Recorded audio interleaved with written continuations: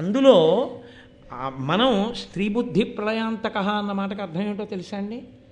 భార్యని సంప్రదించవద్దని కాదు, కరణేషు మంత్రి, భార్యని సంప్రదించి తీరాలి. ఆ మాటకు వస్తే ఆవిడిది ఇల్లు ఐశ్వర్యం, నువ్వు అందులో ఉంటున్నవాడి. నేను మొన్ననే మీకు చెప్పాను, స్త్రీ బుద్ధి ప్రళయాంతక అన్న మాట ఎప్పుడు అన్వయం అవుతుంది అంటే, భార్యకి వశుడై ఆవిడ అధర్మం చెప్పినా కూడా ఏదైనా రజోగుణ ప్రకోపంతో మా ఆవిడ చెప్పింది నేను కాదనలేదండి అని చేసిన వాడికి తప్పు. ఒక్కొక్కసారి తను పొరపాటుగా ఆలోచించవచ్చు, భార్య బాగా ఆలోచించి వద్దండి అలా చేయకండి అని చెప్తుంది, వినాలి. ఒక్కొక్కసారి భార్య పొరపాటు పడుతుంది, తప్పు, నువ్వు అలా అనకు, ఇది ధర్మం కదూ అందుకని ఇలా చేద్దాం, బాగుందండి మీరు చెప్పింది చెయ్యండి అంది, అప్పుడు అలా చెయ్యాలి. ఇద్దరూ కలిసి నిర్ణయించుకునే చెయ్యాలి తప్ప అసలు భార్యని సంప్రదించనేకూడదు, భార్యని సంప్రదించి చేసినవి ప్రళయం తెస్తాయి అని ఏ శాస్త్రంలోనూ చెప్పలేదు. అసలు భార్యని సంప్రదించకుండా ఏది ఉండకూడదనే పరమేశ్వరుడు చెప్తున్నాడు. ఆ మాటకు వస్తే భార్యకి చెప్పకుండా సభలో కూడా చెప్పకూడదు. ఇది పరమేశ్వరుడు చెప్పాడా? ఆవిడ అడుగుతుంది పరమశివుణ్ణి, అడిగితే పరమశివుడు భార్యకి చెప్తాడు, పార్వతీదేవికి. పార్వత్యువాచ అని ఉంటుంది, శివుడు పార్వతికి చెప్తాడు, పార్వతికి చెప్పింది లోకానికి తెలుస్తుంది. కాబట్టి ప్రవచనం చేయడానికి వచ్చేటప్పుడు కూడా యథార్థంగా ప్రవచనం చేయడము అంటే ఆ రోజు చెప్పబోయే విషయాన్ని సంగ్రహంగానైనా, ఏమో అమృతాపహరణం చెప్పడానికి వెళ్ళొస్తున్నాను ఇవ్వాలని చెప్పాలి, ఆవిడ రాకపోతే తనతోటి చెప్పి వెళ్ళాలి. అంతేగాని అసలు ఏమీ చెప్పకుండా ప్రవచనం చేసి వస్తాను అని వెళ్ళొచ్చేసి ఏమంటే ఏం చెప్పారంటే నీ మొహం ఇప్పటిదాకా చెప్పొచ్చాను ఇప్పుడు చెప్పడం కుదరదు అనకూడదు, ముందు ఆవిడికి చెప్పి వెళ్ళాలి. అలా మీరు చెప్తున్నారా, ఇవన్నీ మీరు అడగకూడదు. కాబట్టి అలా అని నన్ను అడగకూడదన్నానని సభలో ఉంది కదా అని మా ఆవిడ్ని అడగకూడదు. అవి మా ఇద్దరి మధ్య విషయాలు, దంపతుల మధ్యలో వేలు పెట్టకూడదు ఏమంటే. అందుకని కాబట్టి ఆయన పట్టుకెళ్ళి ఆ కొమ్మను అక్కడ పడేసి హిమవత్ పర్వత శిఖరం మీద పెట్టుకుని ఆ గజకచ్చపాలని ఆహారంగా స్వీకరించాడు. స్వీకరించిన తరువాత మహానుభావుడు బయలుదేరి అదిగో ఆ అమృతాపహరణము కొరకు, ఆ అమృత భాండం కొరకని స్వర్గలోకం వైపుకి వెళ్ళాడు. ఆ స్వర్గలోకానికి వెళ్ళేసరికి దేవేంద్రుని యొక్క సభ జరుగుతోంది. ఆ దేవేంద్ర సభలో కొన్ని దుశ్శకునములు కనబడ్డాయి అన్నారు. ఏమిటా దుశ్శకునములు అంటే, సురపతి సభ చూడా అంగార వృష్టుల్ కురిసే కులిశధారల్ కుంఠితంబయ్యే దిక్కున్ జర మదములడంగెన్ సర్వదిక్పాలకాంతఃకరణములు భయోద్వేగంబునన్ సంచలించెన్. దేవేంద్రుడి సభలో అకస్మాత్తుగా నిప్పు రవ్వలు పడ్డాయి. దానితో పాటుగా వజ్రాయుధం యొక్క అంచులు మొక్కవోయ్యాయి. దిక్కులన్నీ కూడా కాంతి విహీనమైపోయాయి. అకస్మాత్తుగా దిక్పాలకుల యొక్క మనస్సుల్లో భయము ఉద్వేగము కలిగి వెంటనే దేవేంద్రుడు బృహస్పతి వంక చూశాడు.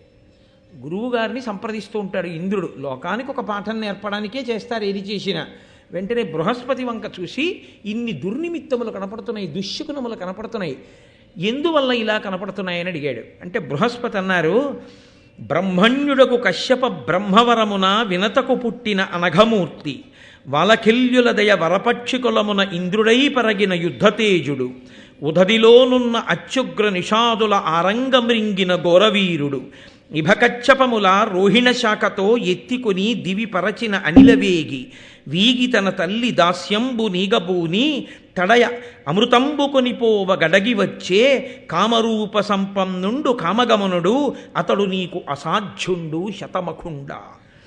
నాయనా ఇంద్ర, కశ్యప ప్రజాపతి పుత్రకామేష్టి చేస్తే పుట్టినటువంటి గొప్ప తేజోవంతుడైనటువంటి కుమారుడు, వాలకిల్యుల యొక్క వరంచేత పుట్టినటువంటి పిల్లవాడు, అత్యుగ్రమైనటువంటి ప్రాణులై భూమికి ఇబ్బంది తెస్తున్నటువంటి నిషాదులందరినీ ఒక్క క్షణంలో మృంగినటువంటి మహానుభావుడు, తాబేటిని ఏనుగుని రెండు పాదములతో పట్టుకుని రోహిణి శాఖ మీద పెడితే కొమ్మ విరిగిపోయినప్పుడు వాలకిల్యులతో సహా రెండిటిని పాదములతో ముక్కుతో కొమ్మని పట్టుకుని వెళ్ళి వాలకిల్యుని రక్షించినటువంటి తేజోమూర్తి, తన తల్లి దాస్యాన్ని పోగొట్టడం కోసమని, అమృతాన్ని తీసుకెళ్లి పాములకి ఇవ్వడం కోసమని, కామరూప సంపన్నుడు అంటే ఎప్పుడూ అంతరూపంతో ఉండడు. ఆయన అనుకుంటే హ్రస్వమైపోతాడు, చిన్నవాడైపోతాడు, లేదా ఇంకా పెరిగిపోతాడు, ఇంకొక రూపాన్ని పొందేస్తాడు. అన్ని శక్తులున్నటువంటి వాడు, అష్టసిద్ధులున్నటువంటి వాడు, కామగమనుడు, కనపడకుండా వెళ్ళగలిగినటువంటి వాడు. అటువంటి గరుత్మంతుడు ఇదిగో దేవలోకానికి వస్తున్నాడు అమృతభాండం కోసం. ఆయనని నువ్వు గెలవలేవయ్యా ఇంద్రా అంటూ అతను వాలకిల్యుల యొక్క వరము చేత పుట్టినవాడు అన్నాడు. అనగానే ఇంద్రుడు అన్నాడు, వాలకిల్యుల వరం చేత ఎందుకు పుట్టవలసి వచ్చింది గరుత్మంతుడు అని అడిగాడు. అడిగితే ఇక్కడ చాలా చమత్కారమైనటువంటి విషయాన్ని, చాలా గంభీరమైనటువంటి విషయాన్ని ప్రస్తావన చేశారు వ్యాస భగవానుడు. నన్నయ్య గారు ఆంధ్రీకరించి మనను అనుగ్రహించారు. ఆ వాలకిల్యులు బ్రహ్మగారి యొక్క పుత్రులు కదండి వాళ్ళు. ఇంద్రుడు కశ్యప ప్రజాపతి యొక్క కుమారుడు. కశ్యప ప్రజాపతికి అదితి అన్న భార్య ఎందు పుట్టినవాడు ఇంద్రుడు. వాలకిల్యులు బ్రహ్మగారి యొక్క కుమారులు. వాలకిల్యులు ఇంద్రుడు కూడా కశ్యప ప్రజాపతి చేసేటటువంటి యజ్ఞానికి వెళ్ళారు. ఎప్పుడు చేశాడు యజ్ఞం? మీతో నేను మనవి చేశాను, వినతా కదురుమా పిల్లల్ని కోరుకున్నప్పుడు దైవానుగ్రహాన్ని కోరి పుత్రకామేష్టి చేశాడు. ఆ యజ్ఞం చేస్తున్నప్పుడు వీళ్ళందరూ వెళ్ళారు. యజ్ఞం చేసేటప్పుడు ఒక లక్షణం ఉంటుంది. కొడుకు తండ్రి పీటల మీద కూర్చుని ఉంటాడు, దీక్షితుడు అంటారు. యజ్ఞం చేసి యాగం చేసేటప్పుడే అసలు దీక్ష అన్నమాట. కాబట్టి ఆయన దీక్షితుడై కూర్చున్నాడు. దీక్షితుడై కూర్చున్నాడు అన్న మాటకు అర్థం ఏంటంటే పీటల మించి ప్రతిదానికి లేచిపోకూడదు. కూర్చుంటే అలాగే కూర్చోగలిగినటువంటి స్థితిని పొంది ఉండాలి. కాబట్టి యాగదీక్షితుడు అంటే ఏ కారణానికి లేవకూడదు. కడుపున పుట్టిన కొడుకులే చచ్చిపోనివ్వండి. సగరుడు యజ్ఞం చేస్తుంటే 60,000 మంది సగరులు చచ్చిపోయారని వార్త వచ్చింది. ఆయన లేవలేదు. లేవకూడదా నువ్వు, ఉపద్రవాలు వస్తాయి, అలాగే కూర్చో అన్నారు. మరి మైల రాదా అండి అని మీరు నన్ను అడగచ్చు. చేతికి కంకణం ఉంటుంది. ఆ కంకణం ఉన్నప్పుడు ఇంక ఇబ్బంది ఉండదు. ఆ కంకణ విసర్జనం చేసేంత వరకు మైల కూడా, శౌచం కూడా అంటుకోదు. కాబట్టి మళ్ళీ ఆయన అంశుమంతుడిని పంపించాడు, ఎక్కడుందో యాగాశ్వం చూసి పట్టుకురారా అని. కాబట్టి యాగదీక్షితుడు అన్న మాటకు అర్థం ఏమిటంటే ఆయన పీటల మీద కూర్చుని ఉంటాడు. ఆయన పీటల మీద కూర్చుని ఉన్నప్పుడు కార్యం బాగా జరగడము అంటే అర్థం ఏమిటి? ఆయన యందు ప్రేమ ఉన్నవారు ఆ కార్యమునందు సహకరించాలి. అప్పుడు ప్రేమ ఉన్నది అని నిఖార్స్ గుర్తు. అందుకే అమ్మాయి పెళ్లి చేస్తున్నాడు అనుకోండి, ఆయన అందరూ వచ్చి ఏమంటారంటే మీకేం పర్వాలేదు, హాయిగా మీరు కన్యాదానం చేయండి, మేమందరం లేవు, మేమందరం చూసుకుంటా ఉంటారు. ఆ తండ్రి కన్యాదాత పీటల మీద కూర్చుని ఆ పిల్లతో గౌరీ తపస్సు చేయించి కన్యాదానం చేయించి ఇన్ని చేయిస్తుంటాడు. చేయించినప్పుడు ఈయన యందు ప్రేమ ఉన్నవారు మాత్రమే కార్యాన్నంతటినీ చక్కబెట్టవలసి ఉంటుంది. ఆయన పీటల మీద కూర్చుని పెళ్లి భోజనాలు చూసి వచ్చిన వాళ్ళకి ఆహ్వానము పలికి వెళ్ళే వాళ్ళకి వీడ్కోలు పలికి ఆయన ఎక్కడ చేస్తాడండి? ఎలా కుదురుతుంది? కుదరదు. కాబట్టి ఇప్పుడు ఎవరు చేయాల్సి ఉంటుంది? మరి ఆయన శుభలేఖలు పంచిపెట్టి ఆయన పీటల మీద కూర్చుంటే ఆయన అన్న మాట నిజమయ్యేటట్టు చెయ్యడం రెండింటి వలన చేస్తారు. దేని వలన? ప్రేమతో. అక్కడ ఒకవేళ జరగవలసిన మర్యాద జరగకపోయినా ప్రేమ ఉంది కాబట్టి సహించి ఊరుకుంటారు. 2, ఆయన అన్నమాట నిజమవ్వాలి. ఆయన శుభలేఖలు ఇచ్చి పిలుచుకున్నాడు. ఆయన పిలుచుకున్నాడు కాబట్టి ఆయన మర్యాద నిలబడ్డము అంటే ఆయన దేనికి వాళ్ళందరినీ పిలిచాడో అది అక్కడ జరిగేటట్టు చూడాలి. ఆయన అందరినీ భోజనం చేయండి అని పిలిచాడు. అందరికీ భోజనాలు ప్రేమతో ఆయన అంతేవాసులు పెట్టాలి. వెళ్ళి వాళ్ళందరూ వడ్డించాలి. ఎలా వడ్డించాలంటే ఆయనకి పేరు రావడం కోసం, ఆయన మర్యాద నిలబడడం కోసం. అంతేగాని వెళ్ళే కన్యాదానం చేసుకుంటున్నాడు ఏంటంటే చేయగలిగినంత సేపు చేస్తాం, ఏదో ఎన్ఎస్ఎస్ వాలంటీర్లో 1 గంట చేసి పోతాం, కానీ 7 లోపల తింటే తినండి, లేకపోతే పోండి మేము పోతున్నాం పీటల దగ్గర కన్యాదానం చూడడానికి అంటాడేంటి? అవసరమైతే ఆయన పెళ్లి చూడడం మానేస్తాడు. అక్కడే ఉండి ఆ పెళ్ళంతా భోజనాలన్నీ అయ్యే వరకు దేవుడా అని అక్కడ చేస్తాడు. ఎందుకు చేస్తున్నాడు ఆయన? అది ప్రేమకి గుర్తు. నేను నా కూతురు వివాహం చేసినప్పుడు చాలామంది పెళ్లి మంటపం దగ్గరికి రానేలేదు. మహానుభావులు పేర్లు నేను చెప్పక్కర్లేదు, నేను ఆజన్మాంతం వాళ్ళకి రుణపడిపోయి ఉంటాను. వాళ్ళు నా మర్యాదని కాపాడడం కోసం నేను పీటల మీద కూర్చుంటే, నేను గౌరీ తపస్సు చేస్తుంటే వాళ్ళు సర్వమై వాళ్ళు నిర్వహణ చేశారు. అది ప్రేమ అన్న మాటకు అర్థం తప్ప అప్పుడు ఏ ఆభిజాత్యముల చేత కాళ్ళలో కర్ర పెట్టకూడదు. ప్రేమ అన్న మాటకు అర్థం ఏమిటి? అంత గొప్ప పని జరుగుతోంది కాబట్టి నువ్వు సర్దుకోవడమే తప్ప ఎవరు ఏ కారణానికి అడ్డు పెట్టకూడదు. అది పవిత్రత. అందుకే పీటల మీద కూర్చున్న వాడికి మిగిలిన వాళ్ళు చేయవలసింది ఏమిటంటే సహాయం ఒక్కటే తప్ప అప్పుడు ఏ విధమైనటువంటి ఆభిజాత్యములకు పోరు. ఈ ధర్మ సూక్ష్మం చూడండి. బ్రహ్మపుత్రులు వాలకిల్యులు మహానుభావులు, వాళ్ళు అపారమైనటువంటి తేజోవిరాజితులు, ఆజన్మ బ్రహ్మచారులు, ఊర్ధ్వరేతస్కులు, మహాతపస్సులు అయినా కూడా అంగుష్టమాత్ర శరీరం ఉన్నవారు. అయినా కశ్యప ప్రజాపతి యజ్ఞం చేస్తున్నాడు. మనం చేసే సాయం మనం చెయ్యాలి. అందుకని వాళ్ళు కాసిన పువ్వులు కోసి, దర్భలు కోసి, మోదుగ పుల్లలు కోసి అవి అగ్నిహోత్రంలో వేస్తారు. ఈ పుల్లల కట్టలు ఇంతున్నవాడు ఎన్ని పుల్లల కట్ట ఎత్తుకోగలడండి? ఇంతంత పుల్లలు 3 పుల్లలో 4 పుల్లలో మూట కట్టి ఇంత చిన్న తలకాయ మీద ఎట్టుకుని ఇంత చిట్టి చేతులతో పట్టుకుని అంటూ వస్తున్నాడు. ఆయన తపస్సు చేసుకునేవాడు. ఆయన పాపం ఏం మూట ఎత్తుకుంటాడు? అయినా ఎత్తుకున్నాడు. ఆయన కర్మకి ఎత్తుకున్నాడా? ధర్మానికి ఎత్తుకున్నాడు. నువ్వేం చేయగలవు కాదు, ఎంత చేస్తున్నావు అన్నదే ప్రధానం. పీటల మీద కూర్చున్నవాడికి అది ప్రేమకి నిదర్శనం. అప్పుడు ఎంచినవాడు ప్రేమ ఉన్నవాడనడానికి ఆస్కారం ఉండదు శాస్త్రంలో. కాబట్టి వాళ్ళు ఆ మూట పట్టుకుని వెడుతున్నారు వాలకిల్యులు. ఇంద్రుడు పెద్ద దర్భల కట్ట, పెద్ద సమిధల కట్ట భుజాల మీద తల మీద పెట్టుకుని తానెడుతున్నాడు. తాను ఎందుకు చేయాలి? ధర్మానికే చేయాలి. తండ్రి గారు చేస్తున్న యజ్ఞం కొడుకు చేయకపోతే ఎవడు చేస్తాడే? నా కూతురు పెళ్ళవుతుంటే నా కొడుకు చెయ్యాలి. అంతే. ఎందుకు చేయాలంటే నాన్నగారండి నేను చూడద్దు ఏంటండి, నాన్నగారండి పెళ్ళి అంటే అవసరమైతే మానేసి చెయ్యాలి. నువ్వు చూడటం ప్రధానమా, తండ్రి గౌరవం ప్రధానమా అంటే తండ్రి గౌరవమే ప్రధానం. అంతే, తప్పదు. గురువుగారు అమ్మాయి పెళ్లి చూడటం ప్రధానమా, గురువుగారి గౌరవం ప్రధానమా? గురువుగారి గౌరవమే ప్రధానం. గురువుగారు అమ్మాయి కన్యాదానం నువ్వు చూడకపోయినా పర్వాలేదు. అంటే నా విషయంలో నేను చెప్పట్లేదు ఈ విషయం, ఎప్పుడైనా ఎక్కడైనా అంతే. అది గురువుగారే అయి ఉండక్కర్లేదు. పీటల మీద కూర్చున్నవాడు ప్రశాంతంగా కార్యం చెయ్యడానికి దక్షత అవసరమైతే వెళ్ళిన వాళ్ళు నడుము కట్టి చెయ్యాలంతే. అదే పెళ్ళికి వెళ్ళడం అంటే. తప్పించి మాకెందుకండి, మేమెందుకు వెళ్తామని అనకూడదు. అసలు ధర్మం తెలియని వాడు పెళ్ళికి వచ్చాడని గుర్తు. కాబట్టి వాళ్ళు పట్టుకెడుతున్నారు, ఇంద్రుడు పట్టుకెడుతున్నాడు. ఇప్పుడు ఇంద్రుడు ఏం చేయాలి? అయ్యా, ఇంతటి తపస్సులు ఎంత ధర్మానికి కట్టుబడ్డారు. తెలిసి ఉండడం కాదు, మేం తెచ్చింది ఏం సరిపోతుందండి అగ్నిహోత్రంలోకి వాళ్ళు అక్కడ కూర్చోవచ్చు. కాదు, ఒక చిన్న మోదుగు పల్లే కావచ్చు, ఇంత దర్భ కావచ్చు, మా వంతు సాయం మాది అని పట్టుకొస్తున్నారని చూసి మురిసిపోవాలి. మురిసిపోలేదు. కుసంస్కారములు ఎక్కడుంటాయో మీరు ఆలోచించండి. ఇవి ప్రధానంగా ఎక్కడ బయటికి వస్తాయంటే మన ఇంట్లో శుభకార్యం చేసేటప్పుడే బయటకు వస్తాయి ఇవన్నీ. ఎవడైనా శుభకార్యం తలపెట్టాడు అనుకోండి, వెళ్ళిన వాడికి ముందు ఏది వెతుకుతాడంటే వాడికి మనం ఏ రకంగా పేరెట్టచ్చు, ఏ రకంగా వాడిని ఇబ్బంది పెట్టచ్చు. వీడికి సమస్తము తెలిసినట్టు వాడికి వంక పెట్టేవాడే కానీ నిజంగా వాడిని ప్రేమతో అనువర్తించి నిలబడేటటువంటి వాళ్ళు చాలా తక్కువ మంది ఉంటారు. ఆ విషయంలో నేను చాలా భాగ్యవంతుణ్ణి. నా కూతురు వివాహం చేసినప్పుడు ఎంత గొప్పగా నిలబడ్డారు అందరూ. కాబట్టి అది తెలిసి ఉంటుంది. అది తెలిసి ధర్మం కోసం మహానుభావులు పట్టుకొస్తున్నారు. వాళ్ళని చూసి సంతోషించి అభినందించవలసినటువంటి వాడు అభినందించకపోగా మీరెంత, మీ శరీరాలెంత, మీరు తెస్తున్న మూటలెంత, దీనికి పెద్ద అగర్పు చెమట, వాళ్ళని చూడండిరా ఎన్ని దర్భలు తెచ్చేస్తున్నారు అని పక నవ్వాడు. వాళ్ళ దర్భల మూటలు తీసుకొచ్చి యజ్ఞశాలలో పడేసి చూడడానికి బొటనవేలంతున్నారు.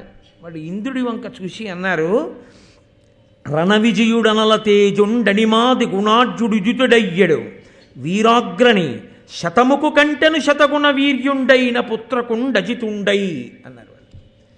నేను ఇంద్రుండని కదా నీకు అహంకారం, మమ్మల్ని చూసి నవ్వావు. ఇంద్రుడి కన్నా గొప్పవాడు, యుద్ధమునందు గెలవబడలేనివాడు. ఆయన్ని గెలవడం ఎవరికీ సాధ్యం కాదు. ఇంద్రుడి కన్నా చాలా గొప్పవాడు, స్వతసిద్ధంగా అణిమాది అష్టసిద్ధులను సాధించుకున్నవాడు. అటువంటి మహానుభావుడొకడు ఇప్పుడు ఈ పుత్రకామేష్టి వలన కశ్యప ప్రజాపతికి కొడుకుగా జన్మించుగాక. ఆయన ఈ ఇంద్రుడి కన్నా గొప్పవాడై ఇంద్రుడవుతాడు. ఊడిపోయిందా పదవి? వెంటనే కశ్యప ప్రజాపతి యొక్క ధర్మము అన్న మాటకు అర్థం చూడండి. అది విశాల హృదయం, అది ధర్మం. అది మనం నేర్చుకోవలసింది మహాభారతంలోంచి. ఆయన అన్నాడు వెంటనే, ఉండు ఇతండు పద్మజునియోగమునం త్రిజగంబులందు ఇంద్రుడై భూతరాశి తన దౌర్బల శక్తి కడంగి కాచుతున్ రెండవ ఇంద్రుడైన విపరీతమగున్ భువన ప్రవృత్తి మీ 2 విధంబు చేయుటిది యుక్తమే బ్రహ్మ నియుక్తి ఉండగన్. ఈ ఇంద్రుడు తన భుజబల శక్తితో లోకాలలో ఉండే ప్రాణులన్నింటినీ కాపాడుతున్నాడు. ఇతను ఇంద్రుడు అని పరమేష్ఠి మహానుభావుడు చతుర్ముఖ బ్రహ్మగారు నిర్ణయం చేశారు. ఒక రూల్ని పాటించడంలో, పెద్దలు చేసిన నిర్ణయాన్ని ఔదల దాల్చడంలో ఎంత గౌరవంతో ఔదల దాల్చాలో చూడండి. అది పెద్దలు చేసిన నిర్ణయం. కాబట్టి అందులో మా బుద్ధితో సంబంధం ఏముందండి? వారు నిర్ణయం చేశారు కాబట్టి అది శతథా అంగీకరించవలసిందే. కాబట్టి మేము అనువర్తిస్తాం. చతుర్ముఖ బ్రహ్మగారు ఆయన్ని ఇంద్రుడిగా పెట్టాడు. ఆ ఇంద్రుడు లోకములన్నింటినీ తన భుజబలంతో కాపాడుతున్నాడు. ఒక ఇంద్రుడు ఉండగా మళ్ళీ ఇప్పుడు పుట్టబోయే పిల్లాన్ని ఇంద్రుణ్ణి చేస్తే బ్రహ్మగారు నొచ్చుకోరయ్యా? నేను ఒకడిని ఇంద్రుణ్ణి చేశాను, వాళ్ళు ఒకడిని ఇంద్రుణ్ణి చేశారు, ఇలా ఎవరి మానాన వాళ్ళు ఎవరిని పడితే వాళ్ళని ఇంద్రుణ్ణి చేసుకుంటూ పోతే లోకంలో ఇంతమంది ఇంద్రులు బయలుదేరితే ఏ ఇంద్రుడు ఏది చెయ్యాలన్న విషయంలో మళ్ళీ పరమేష్ఠికి ఎంత తలపోటు? వద్దు, వాణ్ణి ఇంద్రుడిగా ఉండనివ్వండి, కానీ మీ వాక్కు వృధా కారాదు. కాబట్టి ఈ పుట్టబోయేటటువంటి పిల్లవాడు పక్షులకు ఇంద్రుడగుగాక, అంటే పక్షులకు అంత గొప్పవాడుగుగాక, పక్షులలో అంత గొప్పవాడుగుగాక. కాబట్టి శరీరం పక్షి శరీరం అయినా ఇంద్రుడు కూడా గెలవలేడు, అన్ని గుణములతో ఉంటాడు. కాబట్టి నిలబడింది. వాళ్ళు కూడా వాలకిల్యుల యొక్క గొప్పతనం కూడా ఎక్కడుందంటే పెంకితనం అని ఒక మాట ఉంటుంది లోకంలో. అదే మౌఢ్యం, మూర్ఖత్వం. మూర్ఖత్వానికి పోకూడదు. అన్నిటికన్నా చాలా చాలా గొప్ప గుణం ఏమిటో తెలుసా అండి? తెలియకపోవడం ఎప్పుడూ తప్పు కాదు. తెలియకపోవడం అన్న ఒక మాట పట్టుకొని మీరు రాపాడించేయకూడదు మనుషుల్ని. తెలియదు, తప్పు చేశారు, దెబ్బలాడు. విన్నారు, ఇప్పుడు నువ్వేం చేయాలి? ఇదంతా నా గొప్పే, నే దెబ్బలాడాను కాబట్టి జరిగింది అనకూడదు. నువ్వు దెబ్బలాడితే విని చెయ్యగలిగినటువంటి హృదయ వైశాల్యాన్ని నువ్వు గుర్తించాలి, లేకపోతే నువ్వు పాపిష్టివాడివైపోతావు.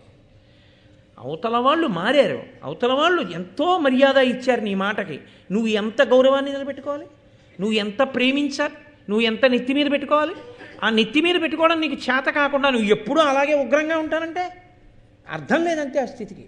అది వాలకిల్యుల యొక్క హృదయం. వాళ్ళు అన్నారు తప్పు చేశాడని, ఇతనికన్నా గొప్పవాడు ఇంద్రుడు పుడతాడు అని. కానీ కశ్యప ప్రజాపతి ఈ మాట చెప్తే తథాస్తు. అందుకే ఉత్తముడైన వాడి కోపం క్షణం ఉండిపోతుంది. అలా కాకుండా ఇంకా అదే పనిగా ఇంకా అసలు ఎప్పుడూ ఆ కోపాన్నే నెమరవేసుకుంటూ ఉండిపోయాడు అనుకోండి, పాపిష్టివాడు వాడు. ఉత్తమే క్షణకోపస్య మధ్యమే ఘటికాద్వయం మదమే స్యాద్ అహోరాత్రం పాపిష్టే మరణాంతక. అలా ఉండకూడదు కోపం అన్నది. కాబట్టి మహానుభావులు వాలకిల్యులు కూడా పరమ సంతోషంగా అంగీకరించారు. ఈ కథ నీకు తెలియంది కాదుగా, ఎవరు చెప్తున్నారు? బృహస్పతి చెప్తున్నారు ఇంద్రుడితోటి. నీకు తెలియంది కాదుగా, వాలకిల్యుల అనుగ్రహంతో పుట్టినవాడు, అంత ప్రతాపవంతుడై అంతటి గమనవేగము కలిగిన వాడై కామరూపుడై ఆయన బయలుదేరి వస్తున్నాడు అమృతాపహరణమునకు. నువ్వేం ఆపుతావయా? నువ్వు ఆపలేవు అని బృహస్పతి చెప్పవలసిన మాట చెప్పారు.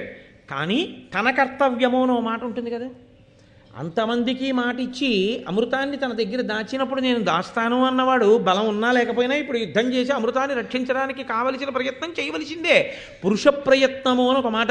ఉద్యోగం పురుష లక్షణం. ఇది ఎక్కడదో తెలుసా అండి? మహాభారతంలోదే. ఉద్యోగం పురుష లక్షణం అంటే ఎవరి దగ్గరికో వెళ్ళి ఆయన్ని యజమానిగా స్వీకరించి 4 రూపాయలు తెచ్చుకోమని కాదు. ఉద్యోగం పురుష లక్షణం అంటే ప్రయత్నం పురుష లక్షణం. ఉద్యోగం అంటే ప్రయత్నం. తను ప్రయత్నం చెయ్యాలి.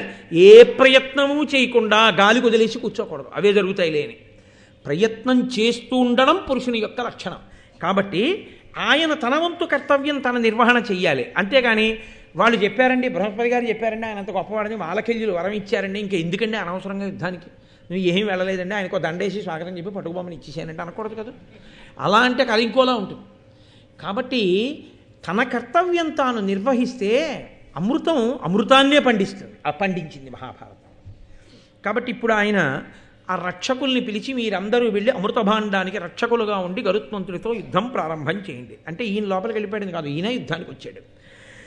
వారలు బహుప్రాకారాకారులు వీరులు నిశత ఖడ్గాది మహాదారుణ శస్త్రధరులు కృష్ణారుణ సిత పీత ఘనతరాంగత్రాణులు. ఆ వచ్చినటువంటి అమృతభాండాన్ని రక్షణ చేసేటటువంటి వాళ్ళు సామాన్యమైన వాళ్ళు కారు, గొప్ప బాహుపరాక్రమం కలిగినటువంటి వారు, చాలా వాడి అయినటువంటి ఖడ్గాది ఆయుధములను పట్టుకున్నటువంటి వాళ్ళు తెల్లని నల్లని పచ్చని ఎర్రని మెరిసిపోతున్నటువంటి కవచములను కట్టుకుని ఉన్నారు. వాళ్ళందరూ కూడా గరుత్మంతుడితో యుద్ధాన్ని ప్రారంభం చేశారు. ఆయనకి వేరే అస్త్రాలు శస్త్రాలు అక్కర్లేదు, ఆయన రెక్కలు ఆయన ముక్కు ఇద్దరు కనపడతారు మనకి. హనుమ గరుత్మంతుడు, వీళ్ళిద్దరికీ వేరే ఆయుధాలక్కర్లా, వాళ్ళలోని శక్తియే వాళ్ళకి రక్ష. వాళ్ళు ఎంత పెద్ద వినాశనాన్నైనా చేయగలరు, ఎంత గొప్ప రక్షణైనా కట్టగలరు. ఇద్దరూ మహానుభావులే, ఇద్దరూ గమనశక్తి కలిగినటువంటి వాళ్ళే, అటువంటి స్థితి ఉన్నవాళ్లే. కాబట్టి ఇప్పుడు ఆ అమృతాన్ని రక్షించే వారితో యుద్ధం ప్రారంభమైంది. వితతోల్కాశ నిపుంజమొక్కయనగా విన్వీధి విక్షిప్త పక్షతి వాతాహతి తూల శకలాకారంబులై వారిద ప్రతతుల్ సాల్పడి నల్గడంచదరగా బారెన్ మనోవేగుడై పతగేంద్రుండమృతాంతికంబునకు తత్పాలుర్భయం బందగన్. ఆ గరుత్మంతుడు ఆ రెక్కలని అల్లారుస్తూ ఆ స్వర్గలోకంలో ఒక్కసారి విహరించి వాళ్ళని తన రెక్కల చేత కొట్టి ముక్కుతో వాళ్ళని పొడుస్తుంటే అక్కడ పిడుగులు ఒక్కసారి కొన్ని వేల పిడుగులు పడుతున్నటువంటి గాలి వస్తే ఎలా ఉంటుందో అటువంటి పరిస్థితి ఏర్పడింది. పెద్ద గాలికి దూది పింజల వంటి మేఘములు ఎలా కొట్టబడతాయో అలా ఆ కాపు కాస్తున్నటువంటి వీరునందరినీ చెదరగొట్టి పక్షతుండాగ్ర నఖక్షత దేహులై బోరన నవరక్త ధారలుక విహగేంద్రునకు నోడి నిహతులై సురవరుల్ సురరాజు మరుపు సొచ్చిరి కలంగి సాధ్యులానాయాస సాధ్యులై పారిరి పూర్వాభిముఖులై గర్వముడిగి వసువులు రుద్రులు వసుహీన విప్రుల క్రియ దక్షిణాశ్రితులయిరి భీతినంది అపరదిక్కు పొంది రాదిత్యులు ఆశ్వినులు ఉత్తరమున కొరగి బరచి అనల వరుణ పవన ధనద యమాసురుల్ వీక దరింగి కందిశీకులైరి. ఆ గరుత్మంతుని యొక్క రెక్కల చేత కొట్టబడి ఆయన ఆ ముక్కు చివరి భాగం చేత పొడవబడినటువంటి వారై శరీరం నుంచి రక్తధారలు కారుతుండగా దేవతలందరూ కూడా ఇంద్రుడి చాటుకు వెళ్ళి దాక్కున్నారు. సాధ్యులందరూ కూడా ఆ యుద్ధభూమిని విడిచిపెట్టి తూర్పు దిక్కుకు పారిపోయారంటే 4 దిక్కులకి చల్లాచెదరైపోయారంటారు చూసారా, అలా సాధ్యులు పూర్వ దిక్కుకు పారిపోయారు, వసువులు రుద్రులు దక్షిణ దిక్కుకు పారిపోయారు, డబ్బు లేనటువంటి వారు దక్షిణ కోసం ఆశ్రయించినట్టు దక్షిణ దిక్కును ఆశ్రయించారు అన్నారు. కాబట్టి వసుహీన విప్రుల, డబ్బు లేనటువంటి పేదవారైన బ్రాహ్మణులు దక్షిణని కోరుకున్నట్టుగా వారందరూ కూడా దక్షిణ దిక్కుకు పారిపోయారు. అలాగే అపరదిక్కు పొంది ఆదిత్యులు అశ్వినులు ఉత్తరమునకు అనరబరచి, ఆ ఆదిత్యులు అశ్వినులు వాళ్ళందరూ ఉత్తర దిక్కుకు పారిపోయారు. ఇక మిగిలినటువంటి అగ్ని, వరుణుడు, వాయువు, కుబేరుడు, యముడు, మిగిలినటువంటి దేవతలు శరీరమునకు కారుతున్నటువంటి ఆ రక్తధారల చేత వారు దేవలోకాన్ని విడిచిపెట్టి పారిపోయారు. పారిపోయిన తర్వాత ఇప్పుడు ఆయన ఆ అమృత భాండం ఉన్న ప్రదేశం దగ్గరికి వెళ్ళి ఆ అమృత భాండాన్ని తీసుకుని వెళ్ళిపోవడానికి విద్యుక్తుడయ్యాడు. దాని మీద పదునైన ఆకులు, అంటే వాడి కత్తులు ఎలా ఉంటాయో అలాంటి ఆకులు కలిగినటువంటి ఒక భయంకరమైన చక్రం తిరుగుతోంది.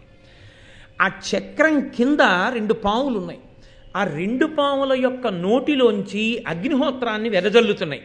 ఆ అగ్నిహోత్రం ఎలా పైకి లేస్తోందంటే ఏదో తల పైకెత్తి నాలుకతో అందినటువంటి మధుర పదార్థాన్ని నాకితే ఎలా ఉంటుందో అలా 2 పాములు విడిచిపెట్టినటువంటి అగ్నిహోత్రపు శిఖలు పైకి లేచి ఆకాశపు అంచుల్ని నాకుతున్నాయి. అంత అగ్నిహోత్రం పైకి లేస్తోంది. చూశాడు మహానుభావుడు.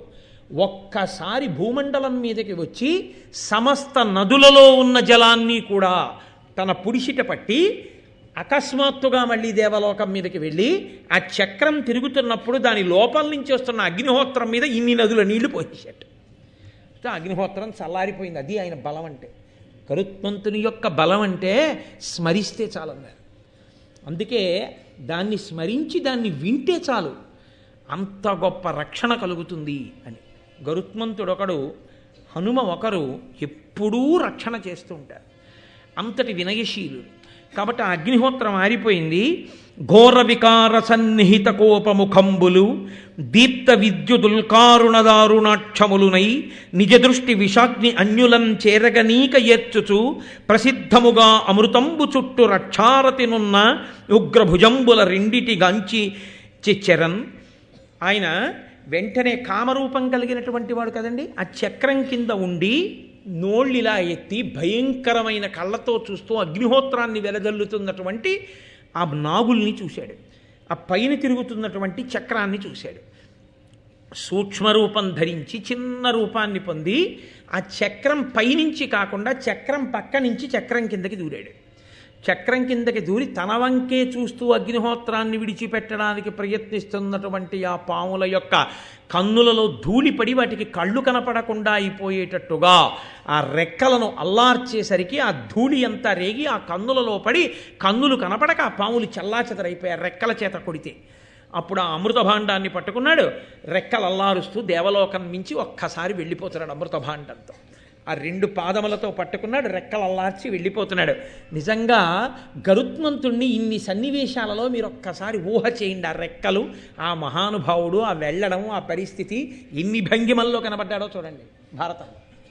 ఆయన వెళ్ళిపోతున్నప్పుడు శ్రీ మహావిష్ణువు ఎదురొచ్చి ఆయన అన్నారు, కలహమున నిట్లు సురవీరుల బల్వురనూర్చి యొక్కరుడు అమృతము దెక్కలికొని ఆస్వాదింపక అలోలుడుగువని చూచి హరి ఇట్లనియన్.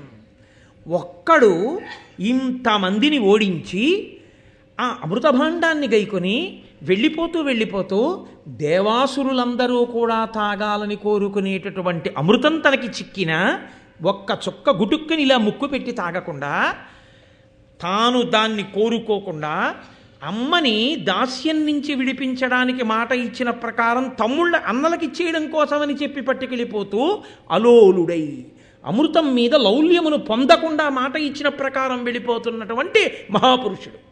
మరి అన్నలకి అది ఇచ్చేస్తే వాళ్ళు తాగి అమృతాన్ని తాగడం వల్ల వాళ్ళు చిరంజీవులైతే అవని తన బలం తనకి శ్రీరామరక్ష. అంతేకాని ఈ అమృతం తాగితే నాకు బలం కాదు, అది ఆయన మీద ఆయనకి విశ్వాసం. రెండు, అందరూ ఇది తాగాలనుకుంటారు, చేత చిక్కింది, ముక్కు పెట్టి లటక్కునో చుక్క తాగేయచ్చు, కానీ ఆయన తాగలేదు. అలా తాగడం ఆయన లక్షణం కాదు. అది ఆయనకున్నటువంటి లౌల్యమును నిగ్రహించగలిగినటువంటి శక్తి. దీనికి అబ్బురపడ్డారు శ్రీ మహావిష్ణువు. చాలా సంతోషించాను, నీకేం వరం కావాలి కోరుకో అంటే, నీ విజయోత్సహమునకు లావునకు జవంబునకు అలౌల్యమునకు సద్భావనమునకు మెచ్చి వరంబీ వచ్చితి వేడుమిద్ది ఇష్టము నీకు. నీ బలానికి, నీ విజయోత్సాహానికి, నీ మనోజవానికి, నీ అలౌల్యానికి, ఆ అమృతం తాగాలన్న కోరిక లేని నీ స్థితికి, నీ సద్భావనకి, అమ్మని దాస్యం నుంచి విడిపించాలి అన్న భక్తితో ఇంత కష్టపడిన నిన్ను చూసి చాలా సంతోషించాను గరుత్మంతా, నీకేం కావాలి కోరుకో అంటే, గరుత్మంతుడు అన్నారు ఆయనకి నమస్కారం చేసి, అమృతాశనంబు చేయకుయును దేవా నా కజరామరత్వము అందుటయును అఖిల లోకంబుల కగ్గరినివైన నీకు అగ్రంబునందు నిన్నధిక భక్తి కొలుచుచు ఉనికియు కోరితి కరుణతో దయచేయుము ఉద్ధత దైత్యభేది అనునప్పుడు వానికి అభిమతంబులు ప్రీతుడై ఇచ్చి హరి ఇట్టులనియే నాకు అనఘా వాహనంబవై మహాధ్వజమవయ్యుండువనిన పక్షియును ప్రసాదమనుచు మృక్కి పరచే అంత అతని మీద వజ్రమెత్తి వేయిచే వాసవుండు. ఆయన అన్నాడు, అమృతం తాగితే వృద్ధాప్యం రాదు, అమృతం తాగితే మృత్యువు రాదు, కానీ నువ్వు రాక్షసుల్ని, అందున చాలా ఉద్ధతితో ఉన్న రాక్షసుల్ని నిగ్రహించగలిగినటువంటి ధర్మస్వరూపుడమైనటువంటి నారాయణ, నన్ను అనుగ్రహించి ఈ అమృతాన్ని తాగకుండానే నాకు వృద్ధాప్యం రాకుండా మరణం లేకుండా వరం ఇయ్యి. వృద్ధాప్యం లేకుండా మరణం లేకుండా నీకు వరం ఇచ్చేశారు, ఇంత బలం ఉంది, ఏం చేస్తావు దాంతో? ఆరోగ్యము అన్న మాట వెనక ఆలోచించవలసిన రహస్యం ఇది. నీవు ఆరోగ్యముగా ఉండాలని దేనికి కోరుకోవాలో తెలుసా? ఈశ్వరుణ్ణి. మళ్ళీ నువ్వు ఈశ్వర సేవ చెయ్యడం కోసం కోరుకోవాలి. ఈశ్వర సేవ ఎందుకు చెయ్యాలి? ఈశ్వరుడికి ధర్మాన్ని నిలబెట్టి అధర్మాన్ని భంజించడం తెలుసు. ఈశ్వరుడి సేవ చేస్తే నీకు ధర్మం అబ్బుతుంది. నువ్వు ధార్మికంగా నిలబడితే నువ్వు దేశానికి పనికొచ్చేవాడివి అవుతావు. కాబట్టి నాకు కేవలము జరామరణము లేకుండా ఉండడం మాత్రమే నేను కోరుకోవట్లేదు. మహానుభావ, రాక్షస విధ్వంసం చేస్తుంటావు, నీ ముందు నేను నిలబడాలి. అప్పుడేమవుతుంది? ఈ ఆరోగ్యం, ఈ బలం, ఈ జవం నువ్వు చేసే రాక్షస సంహారంలో పనికొస్తే ఈ ఉండిపోయినటువంటి బలానికి ఒక సార్థకత ఏమీ లేకుండా ఉత్తినే బలం ఉండి అలా కూర్చుంటే ఏమిటి ప్రయోజనం? లేకపోతే ఆ బలంతో వెళ్ళి రాక్షసులకి సహాయం చేస్తే ఏమిటి ప్రయోజనం? కాబట్టి నాకు జరామరణములు లేని వరంతో పాటుగా నీ సన్నిధిని నిలబడగలిగినటువంటి అదృష్టాన్ని కృప చెయ్యి అని అడిగాడు. ఇది మనం నేర్చుకోవలసినటువంటి విషయం. ఎంత గొప్ప రహస్యాన్ని దాచారో చూడండి. దేనికి తినాలి అంటే ఆరోగ్యంగా ఉండడానికి, దేనికి ఆరోగ్యంగా ఉండాలి అని అడిగారు అనుకోండి, ఆ ఆరోగ్యంగా ఉండి 10 మందికి పనికి రావడానికి, ఈశ్వరుణ్ణి సేవించడానికి పనికి రావాలి ఆ బలం తప్ప కేవలం బలంగా ఉండడానికి పనికొస్తే అంతకన్నా అన్యాయమైన విషయం ఇంకోట్లేదు లోకంలో. లేదా క్షయమైపోతుంది, ఉండిపోదు, పెరిగిపోతుంది ఏదో ఒకనాడు. అప్పుడు నీకు ఆరోగ్యం ఉన్నప్పుడు, బలం ఉన్నప్పుడు నువ్వు చేసుకున్నది మిగలదు. కాబట్టి ఇది ఎవరికి వారు పరిశీలనం చేసుకోవలసిన విషయంగా ఆవిష్కరింపబడిన ఆంతర రహస్యం. ఇప్పుడు శ్రీ మహావిష్ణువు అన్నారు, నువ్వు ఎన్నడూ నా సన్నిధిని నా ముందుంటావని కదా అడిగావు, కాబట్టి నీవు నాకు వాహనం అవుతావు. నేను నీ మీదే కూర్చుని వెడుతూ ఉంటాను. 2, నువ్వు నాకు ధ్వజమవుతావు. నా ధ్వజముగా, నా వాహనముగా, 2గా ఉండి నన్ను సేవించగలిగినటువంటి భాగ్యాన్ని నీకు ఇస్తున్నాను. వెంటనే మహానుభావుడు ఎంతో సంతోషించి నమస్కరించాడు.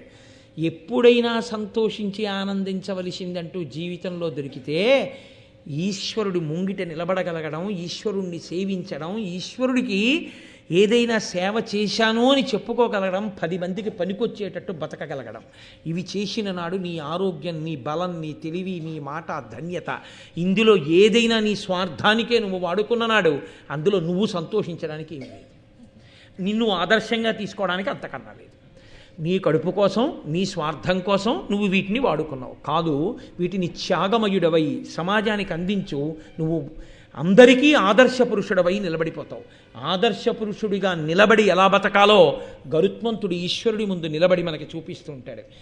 గరుత్మంత దర్శనం చేస్తే కానీ లోపలికి వెళ్ళంగా దర్శనానికి, ఆయన్ని చూడగానే మనకి ఆయనలా నిలబడాలన్న కోరిక లోపల పొటమరిస్తే ఆనాడు జన్మధన్యం తప్ప కేవలం గరుత్మంతుడికి నమస్కారం చేసి వెళ్ళడానికి గరుత్మంతుడికి నమస్కారం చేయడం అభ్యున్నతి హేతువు అని నేను అనుకోవట్లేదు. బహుశः గరుత్మంతుడు ఆ బుద్ధి తర్వాతి కాలంలో కల్పిస్తాడేమో, కల్పించి రక్షిస్తాడని చెప్పవలసి ఉంటుంది తప్ప ఏ ప్రయోజనం ఉండదు ఆ నమస్కారానికని సిద్ధాంతీకరించకూడదు.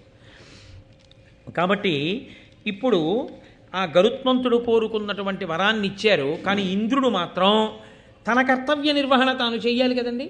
అందుకని తనని అక్కడ ఉన్న రక్షకులు ఓడిపోయారు, అమృతభాండాన్ని తీసుకుపోతున్నాడు. అందుకని వజ్రాయుధాన్ని ప్రయోగించాడు. ఇప్పుడు ఆ వజ్రాయుధపు అంచులు మెరిసిపోతూ అది గరుత్మంతుడికి దగ్గరగా వెళ్ళింది. గరుత్మంతుడు ఒక నవ్వు నవ్వి అన్నాడు, నువ్వు వచ్చావు మంచిదే, పాపం ఇంద్రుడు విడిచిపెట్టాడు, నీ బలం ఇతరుల మీద చూపించు. నా దగ్గరికి వచ్చి నన్ను కొడితే నీకేం వస్తుంది, నువ్వేమీ చెయ్యలేవు. కానీ నువ్వు ఏమీ చెయ్యలేకపోయావనుకో నీకు కాదు అవమానం. ఎవరికి అవమానమో తెలుసా?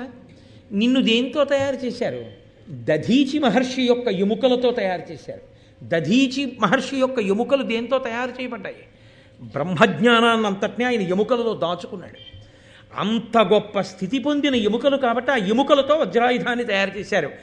ఇప్పుడు వచ్చిన వజ్రాయుధం ఏమీ చెయ్యలేకపోతే ఈ అవమానం ఎవరికి వెడుతుంది? దధీచి మహర్షి యొక్క ఎముకకి వెడుతుంది. అటువంటి మహానుభావుడు అవమానింపబడ్డం నాకు ఇష్టం ఉండదు. అందుకని ఒక పంచి ఒక ఈక ముక్కని తెంపి వెళ్ళిపో, అంతకన్నా నువ్వేం చేయలేవని. ఇప్పుడు ఆ వజ్రాయుధం ఆయన మాట మన్నించి ఒక ఈక ముక్కని కోసి వెళ్ళిపోతే అక్కడ ఉన్న ఋషులు, దేవతలు అందరూ అన్నారు, అమ్మ బాబోయ్, ఆ రెక్కలేమి, ఆ ఈకలేమి, ఆ బలమేమి. లోకంలో అన్నిటికన్నా తేలిగ్గా తీసి పారేసేటప్పుడు ఏమంటారంటే వెంట్రుక ముక్క అంటారు. గరుత్మంతుడి వెంట్రుక ముక్క ఆయన అనుగ్రహిస్తే వజ్రాయుధం తెంపింది. ఏమి బలం రా, ఏమి ఈకలరా, ఏమి రెక్కలరా, కాబట్టి ఈయన్ని మేము సుపర్ణుడు అని కీర్తిస్తున్నాం అన్నారు. అప్పుడు గరుత్మంతుడికి సుపర్ణుడు అని బిరుదునామా వచ్చింది. ఆ వజ్రాయుధం వెనక్కి వెళ్ళిపోయింది, ఆయన వెళ్ళిపోతున్నాడు అమృతభాండంతో. ఇంద్రుడు పరుగున వచ్చాడు. వచ్చి అన్నాడు, నిరుపమాన శౌర్య నీతోడి చిలిమి సేయంగా నాకభీష్టమైన ఎదియు ఇట్టి విక్రమంబు ఇట్టి సామర్థ్యంబు కలదే ఒరులకి జగమునందు. మహానుభావ, ఏమి బలం, ఏమి పరాక్రమం, ఏమి శౌర్యం లోకంలో ఎవరికైనా ఉందో? నీతో నేను స్నేహం చెయ్యాలనుకుంటున్నాను. కాబట్టి ఇక మన ఇద్దరం శత్రువులం కాదు, మన ఇద్దరం చాలా స్నేహశీలురమై మనం జీవిద్దాం. అసలు యథార్థములకు ఇద్దరు కశ్యప ప్రజాపతి బిడ్డలే కదండి. కాబట్టి ఇంద్రుడు అడిగాడు, నీకు అమృతం అక్కర్లేదు, నువ్వు తాగనన్నావు. అమృతము వలన ఏదొస్తుందో అది విష్ణువు దగ్గర వరంగా పొందేశావు. మరి ఇప్పుడు ఈ అమృతం నీకెందుకు? అమరుడవు, అజరుడవు, అజితుడవు, అమేయుడవు, నీకు అమృతమది ఏల ఖగోత్తమ, దీని ఒరులకిచ్చిన అమరులకును వారసాక్షులగుదురు పోరన్. నీవు చూస్తే అమరుడవు, నీకు మృత్యువు లేదు. అజరుడవు, నీకు వృద్ధాప్యం రాదు. అజితుడవు, నిన్నెవ్వరూ కూడా ఓడించలేరు. అమేయుడవు, నీ బలం ఇంత అని లెక్క పెట్టడం ఎవరికీ సాధ్యం కాదు. కాబట్టి నీకు అమృతం ఎందుకు అక్కర్లేదు. అక్కర్లేని అమృతాన్ని నువ్వు పట్టుకెడితే వచ్చే ఉపద్రవం ఏమిటో తెలుసా? నువ్వు ఎవరికో ఇవ్వడానికి పట్టుకెడుతున్నావు. ఇప్పుడు వాళ్ళకి పట్టుకెళ్ళి ఇచ్చేస్తే వాళ్ళ అమృతం తాగేస్తారు. వాళ్ళు ఎటువంటి వాళ్ళో మాకు తెలియదు, నువ్వు ఎవరికి ఇస్తావో తెలియదు. వాళ్ళు దేవతలు నిగ్రహించడానికి వీలు లేని వాళ్ళు అయిపోతారు. ఇప్పుడు వాళ్ళు పాపబుద్ధి కలిగిన వాళ్ళు, అధర్మాచరణము కలిగిన వాళ్ళు అయిన వాళ్ళై నువ్వు పట్టుకెళ్ళి ఇచ్చి వాళ్ళు తాగేస్తే, వాళ్ళని మేము నిగ్రహించలేకపోతే, ఆ సంతానము లోకంలో పెరిగిపోతే, అధర్మము జడలు విప్పి నాట్యం చేస్తే, అమృతం నువ్వు ఇచ్చిన కారణం చేత లోకంలో ధర్మం పాడైపోతే, నువ్వు తాగకపోయినా నీకు ఇన్ని గుణాలున్నా నువ్వు చేసిన తప్పు వల్ల లోకంలో ధర్మం పోలా, దేవతల్ని నువ్వు ఇబ్బంది పెట్టలా. కాబట్టి దేనికి పట్టుకెడుతున్నావు అమృతాన్ని నాకు చెప్పు.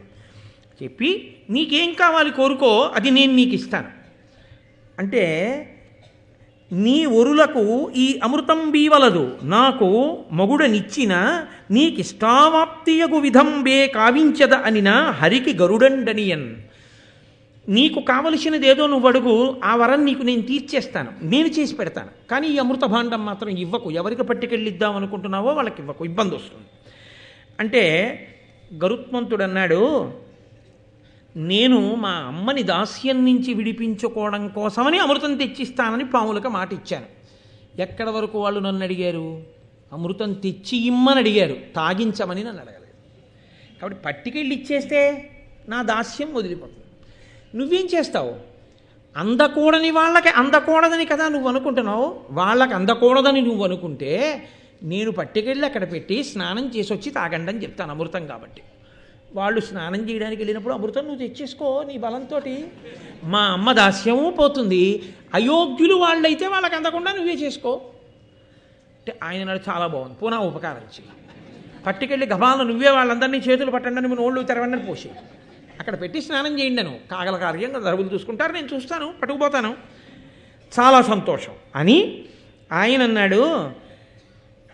గరుడుని యొక్క శక్తి చాలా గొప్పది అని చెప్పి నాకు ఇప్పుడే బృహస్పతి చెప్పాడు. నేను చూశాను. మహానుభావ, అసలు నీ శక్తి ఎటువంటిదో ఒకసారి వినాలనుకుంటున్నానయ్యా. ఇప్పుడు యుద్ధం మాత్రమే చూశాను, ఒక్కసారి నీ శక్తి ఎంతటిదో చెప్పు అంటే. ఇది గరుత్మంతుని యొక్క గొప్పతనం. సుందరకాండలో హనుమ ఎలా చెప్పుకోరో అలాగే గరుత్మంతుడు కూడా చెప్పుకోడు. ఆయన అన్నాడు, పరనిందయు ఆత్మగుణోత్కర పరికీర్తనము చేయగా ఉచితమే సత్పురుషులకు అయినను నీకచ్చెరువుగా నా కల తెరంగు చెప్పేద ప్రీతిన్. లోకంలో ఎక్కడైనా తన్ని తాను పొగుడుకోవడం, ఇతరుల్ని నింద చేయడం, ఈ రెండు చెయ్యొచ్చయా? రెండు చంపడం చావడంతో సమానం. కాబట్టి అలా నా బలం ఇంత గొప్పదని నేను ఎలా చెప్పుకుంటాను? చెప్పుకోకూడదు. కానీ పెద్దవాడివి, దేవలోకాధిపతివి, నువ్వు అడిగిన తరువాత చెప్పాలి. నా బలాన్ని వినయంతో చెప్తున్నాను తప్ప అతిశయంతో చెప్తున్న వాడిని మాత్రం కాదు. నువ్వు అడిగావని చెప్తున్నానంతే, విను చెప్తాను. స్థావరజంగమ ప్రవితతంబగు భూవలయంబునెల్లా నా లావున భూని తాల్తు అవిలంఘ్య పయోధి జలంబులెల్లా రత్నావళితోన చల్లుదు బృహన్ నిజపక్ష సమీరణంబునన్. దేవగణేశ, ఈ క్షణమ తిమ్రరివొత్తు ద్రివిష్టపంబులన్. నా బలం ఎంతటిదో నీకు చెప్తాను విను. స్థావర జంగమములతో అంటే కదిలే ప్రాణులతో కదలనిటువంటి వాటితో ఉన్న ఈ భూమండలాన్నంతటినీ కూడా నా లావున భూనిదాల్తూ అంటే కదలనివి కొన్ని ఉంటాయి, అరణ్యాలు పర్వతాలు ఇలాంటివి. కదిలేవి కొన్ని ఉంటాయి ప్రాణులు. కదిలే వాటితో కదలని వాటితో కలిపి ఈ భూమినంతటినీ ఎత్తేసి నా రెక్కల మీద పెట్టుకుని తిప్పేస్తాను. కాదు, ఈ సముద్రాలలో సముద్ర గర్భంలో రత్నాలు ఉంటాయి. నేను సముద్రాల దగ్గరికి వెళ్ళి రెక్కలిలా అల్లారిస్తే ఆ నీళ్లు రత్నాలతో సహా భూమి మీదకి ఎగిరి పడిపోతాయి, చల్లాచెదరైపోతాయి. ఇంకేం ఉండదు అక్కడ అడుగుని చూడడానికి.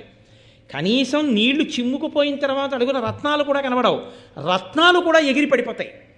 కాదు, 3 లోకములను క్షణంలో తిరిగి వచ్చేస్తాను. అది నా బలం, అంతకన్నా ఏం చెప్పమంటావు, బాగుండదులే. ఇంద్రుడు తెల్లబోయి చాలా సంతోషించి, మహానుభావ, నేను కూడా నీకో వరం ఇవ్వాలనుకుంటున్నాను. ఇంత గొప్పవాడివి, నేను మీతో మనవి చేశాను కదా, దేవతలకు అది లక్షణం, వాళ్ళు ప్రసన్నులై కనబడితే వరం ఇవ్వకుండా ఉంటారు. కాబట్టి నీకు నేను వరం ఇవ్వాలనుకుంటున్నాను, కోరుకో. మీరు జాగ్రత్తగా ఆలోచించండి, గరుత్మంతుడికి వరం ఇవ్వగలిగిన వాడా దేవేంద్రుడు ఇప్పుడు అసలు? కానీ వరం పుచ్చుకోకుండా వెళ్ళిపోవచ్చా గరుత్మంతుడు ఇప్పుడు? దేవతలు కనపడిన తర్వాత అడిగి తీరాలి, లేకపోతే వాళ్ళు ఒప్పుకోరు, అది వాళ్ళ ధర్మం. వాళ్ళ ధర్మాన్ని నేను పాడు చేసి వెళ్ళిపోయాడు అనుకోండి, అసహ్యంగా ఉంటుంది. కాబట్టి అడగాలి. అడగడానికి ఇంద్రుడు అనుగ్రహిస్తే తప్ప తాను పొందలేనిది ఏముంది ఆయనకి? శ్రీమన్నారాయణుడికే వాహనమైన వాడు, ధ్వజమైన వాడు, అమృతం తాగకుండానే జరామరణములు లేనివాడు, సహజముగా ఇంత బలమున్నవాడు, ఇటువంటి వాడికి ఇంద్రుడేమి ఇవ్వాలి కనుక. కానీ వినయం ఉన్నవాడు అడగగలిగినది అడిగాడు గరుత్మంతుడు. అది ఆయన వినయం అంటే.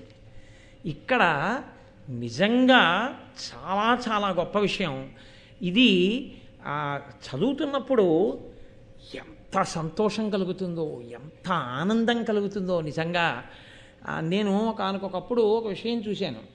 ఇన్స్పెక్షన్స్కి వస్తుంటారు ఆఫీసర్స్. ఇన్స్పెక్షన్స్కి వస్తే వాళ్ళు ఏం చేస్తారంటే, ఆ ఆఫీస్కి అంతటికీ కూడా అధికారి ఏదో అందరికన్నా ఓ మంచి కుర్చీలో కూర్చుంటాడు కదండి, కాస్త అటు ఇటు తిరిగే కుర్చీలోనన్నా కూర్చుంటాడు. ఎదురుగుండా ఉన్నవాళ్ళు అలా తిరగడానికి వీలు లేని కుర్చీలో కూర్చుంటారు, అది మంచిదే కూడా. వాళ్ళు కూడా అలా తిరిగే కుర్చీలో కూర్చుంటారో సరదాగా ఉందని అటు ఇటు తిరిగాడు అనుకోండి, చెప్పేది మర్చిపోతాడు. ఆయనకు కోపం వస్తుంది. ఆయనకి తిరిగే కుర్చీ అవసరం, మనకి తిరగకుండా కూర్చునే కుర్చీ అవసరం పనిచేసేవాడికి.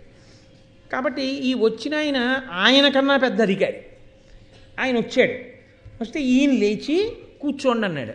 ఆయన అన్నాడు, తప్పు, ఇక్కడ పరిపాలన కొరకు ఈ కార్యాలయం, ఈ కార్యాలయానికి అధికారివి నువ్వే. ఆ కుర్చీలో నువ్వే కూర్చోవాలి, నువ్వు లేచిపోయి నేను కూర్చోకూడదు, నువ్వే కూర్చోవాలి. నీ ఎదురుగుండా కూర్చున్నా నా అధికారం ఏమిటో తెలుసా? ఆ కుర్చీలో కూర్చుని ఏం చేస్తున్నావని నేను అడగాలి తప్ప నిన్ను ఆ కుర్చీలోంచి ఇంకో కుర్చీలో కూర్చోబెట్టి నేను ఆ కుర్చీలో కూర్చుని, ఇంతకన్నా పెద్దవాడిని ఆ కుర్చీలో కూర్చుని, ఈ కుర్చీలో కూర్చుని నువ్వేం చేస్తున్నావు అని అడగడానికి ఈ కుర్చీలో కూర్చునే అధికారం నాకే ఉంది. నేను కూర్చోకూడదు, ఇంతకన్నా పెద్ద కుర్చీలో కూర్చున్నాడు, మళ్ళీ కుర్చీ ఏంటి? ఇందులో కాదు నేను కూర్చోవలసి, ముందు నా ధర్మం పాటిస్తే నీ ధర్మాన్ని నేను అడుగుతా, నువ్వే కూర్చో, నేను ఎదురుగుండా కూర్చొని అడుగుతా అన్నాడు ఆయన. నేను చాలా సంతోషం పొందాను. అబ్బా, ఇన్నాళ్ళకు ఒక ధార్మికుడైన అధికారిని చూశాను రాను. ఆనాటి నుంచి ఈనాటి వరకు మళ్ళీ కుర్చీలో అలా కూర్చొని వాడిని నేను చూడాలి. కాబట్టి ఉంటారు మహాత్ములు, అంత మర్యాద పాటించగలిగిన వాళ్ళు ఉంటారు. కాబట్టి చూడండి, ఆయన అన్నాడు ఇంద్రుడు, నాకు అభిమతమనరించి నీకిష్టము చెప్పుకొనుమనినా దుర్మదులై మాకిట్లహితము చేసిన ఆ కద్రువ పుత్రుల అశనమయ్యడు నాకు. నువ్వు వరం అడగమన్నావు కాబట్టి నేను అడుగుతున్నాను. మా అమ్మనంత బాధ పెట్టారు, అయ్యో మన పెద్ద తల్లి అని ఆలోచించలేదు, మన పిన్నమ్మ అని ఆలోచించలేదు. కాదు పాపం మా అమ్మ అంత ఊడిగం చేస్తుంటే ప్రేమతో ఎప్పుడు వద్దులే అమ్మా, ఎందుకు ఆ దాస్యం అక్కర్లేదని విడుదల చేయలేదు. నేను పుట్టిన తర్వాత నాతో కూడా దాస్యం చేయించుకున్నారు. నేనే వెళ్ళి బాధపడుతూ అడిగితే, పోన్లే ఇన్నాళ్ళు చేశారు కదా తమ్ముడు, దీనికి నువ్వేదో తీసుకొస్తే దాస్యం విడుదల పొందాలా, అక్కర్లేదు, హాయిగా ఇవాళ నుంచి నువ్వు ఎప్పుడూ మాకు తమ్ముడివే, సంతోషంగా ఉండు అని అనలేదు. కారణం లేకుండా ఎప్పుడూ వైరం పెట్టుకుని మా మీద ఎప్పుడూ మా బలాన్ని వాళ్ళ ఉన్నతికే ఉపయోగించుకోవాలని కోరుకున్నారు. అది నాకు కడుపులో నిప్పు కడికగా ఉండిపోయింది. పోరు నష్టం పొందు లాభం అని నేను మీకు చెప్పే కదండి, అది ఉండిపోయింది నాకు మనసులో.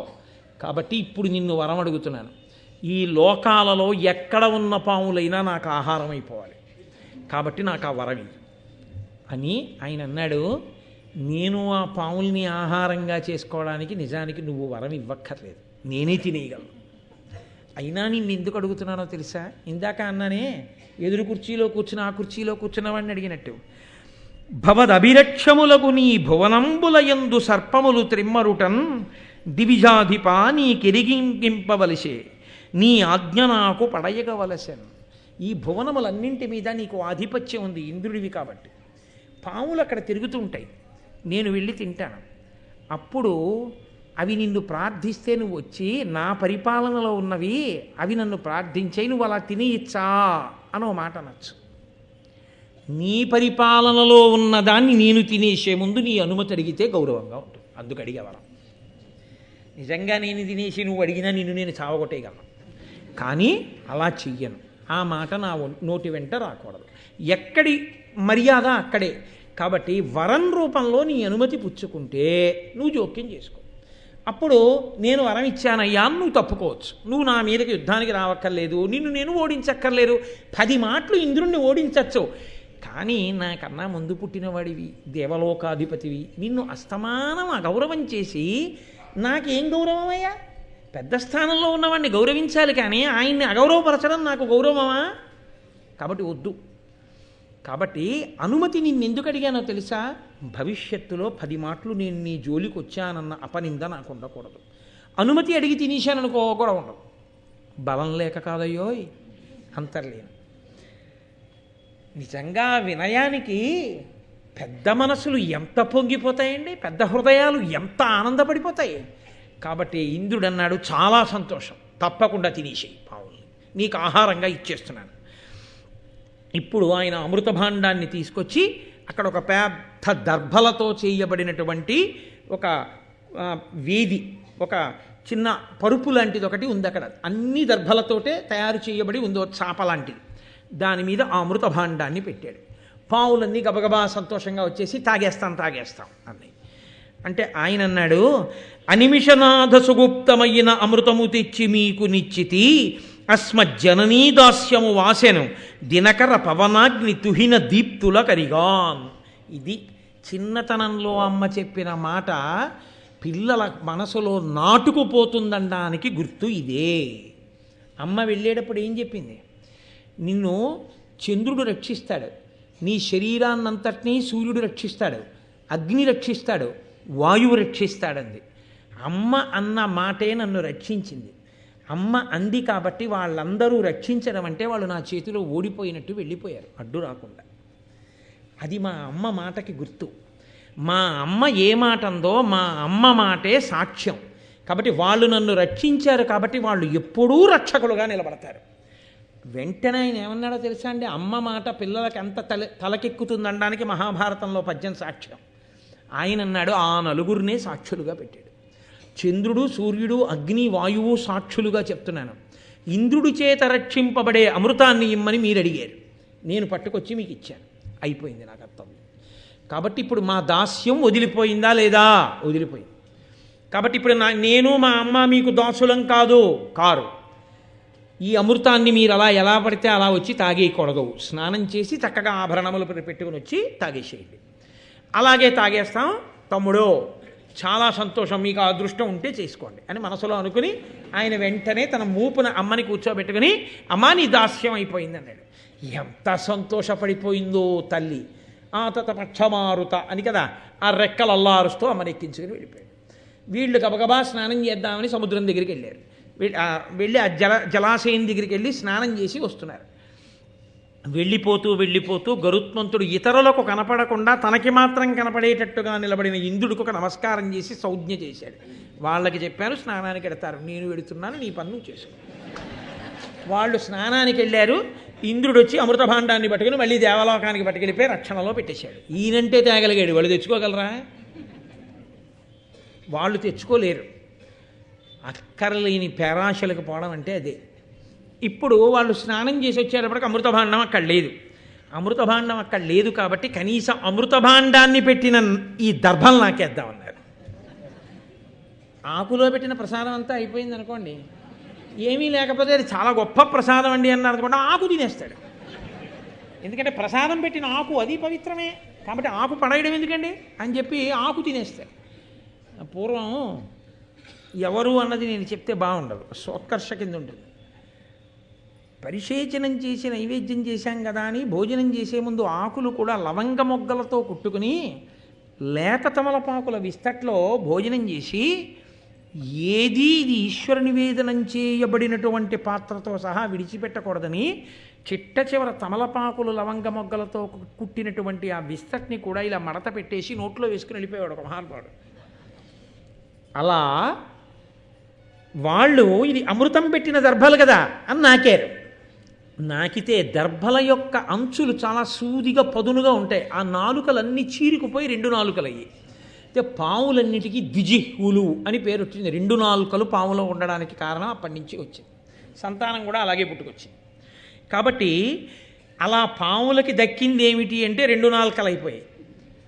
గరుత్మంతుడికి దక్కింది ఏమిటి అంటే శ్రీ మహావిష్ణువుకి ధ్వజమై, శ్రీ మహావిష్ణువుకి వాహనమై, అమృతం తాగకుండా జరామరణములు లేనివాడై, మహానుభావుడై, లోకములకు ఎన్నో ధర్మములను నేర్పినవాడై, తల్లి దాస్యమును విడిపించినవాడై, ప్రయోజకుడై, తల్లిదండ్రుల యొక్క ఆనందములకు కారకుడై, దేవతల చేత కీర్తింపబడినవాడై, స్మరించినంత మాత్రం చేత, కథ విన్నంత మాత్రం చేత ఆయన అనుగ్రహంతో మనందరినీ కూడా రక్షించేటటువంటి స్వభావము కలిగిన మహాపురుషుడయ్యాడు. అందుకే ఎక్కడ గరుత్మంతుడి కథ చెప్తారో అక్కడ శ్రీ మహావిష్ణువు దేవతలు కూడా ప్రీతి చెందుతారట. ఇంతటి మహాపురుషుడి గురించి చెప్పుకున్నారు అని.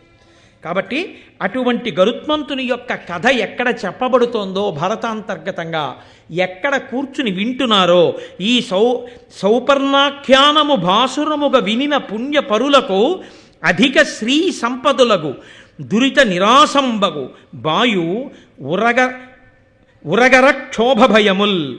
ఎవరైతే ఈ గరుత్మంతుని యొక్క కథని వింటున్నారో వాళ్ళందరికీ కూడా అధికమైనటువంటి శ్రీ సంపద అంటే ఐశ్వర్యము కలుగుతుంది. ఐశ్వర్యముతో పాటుగా 10 మందికి పనికొచ్చేటట్టుగా జీవించగలిగినటువంటి స్థితి, ఇతరుల యొక్క కష్టమును తమ యొక్క శక్తి చేత తొలగతోయగలిగినటువంటి మంచి బుద్ధి, ఎవరు వచ్చి నిలబడితే అమ్మయ్య ఈయనున్నాడు చాలని 10 మంది సంతోషిస్తారో అలా ప్రయోజకుడు కాగలిగినటువంటి వ్యవస్థ ఈ సౌపర్ణాఖ్యానమును ఎవరు వింటున్నారో, ఎవరు చదువుతున్నారో అటువంటి వాళ్ళందరికీ కూడా కలుగుతుంది అని మహానుభావుడు ఋషితుల్యుడైనటువంటి నన్నయ్య గారు తన నోటితో అని ఈ కథ విన్న వాళ్ళకి అంతేకాదు, ఈ కథని పరమభక్తితో విని చేతులు జోడించి నమస్కరించినటువంటి వారందరికీ పాపములన్నీ కూడా దగ్ధమైపోతాయి. దగ్ధమై వాళ్ళు అమృతమును తాగిన వారితో సమానమవుతారు. వారికి ఈశ్వర భక్తి కలుగుతుంది అని మనకి ఫలశ్రుతిని చెప్పారు. అంత చక్కటి అమృతాపహరణ ఉపాఖ్యానాన్ని మీ అందరూ కూడా ఆఖ్యానాన్ని విన్నారు. దీని తరువాత రేపటి రోజున ఇవన్నీ ఎందుకు బయలుదేరాయి? జనమేజయ సర్పయాగం గురించి చెప్పవలసి వస్తే ఇన్ని విషయాలు చెప్పవలసిన అవసరం వచ్చింది. ఎందుకు పడ్డాయా పావులు? అసలు పావులు సర్పయాగంలో ఎందుకు పడిపోవలసి వచ్చింది అంటే ఇగో ఈ కథంతా చెప్పుకొస్తున్నాడు సౌతి.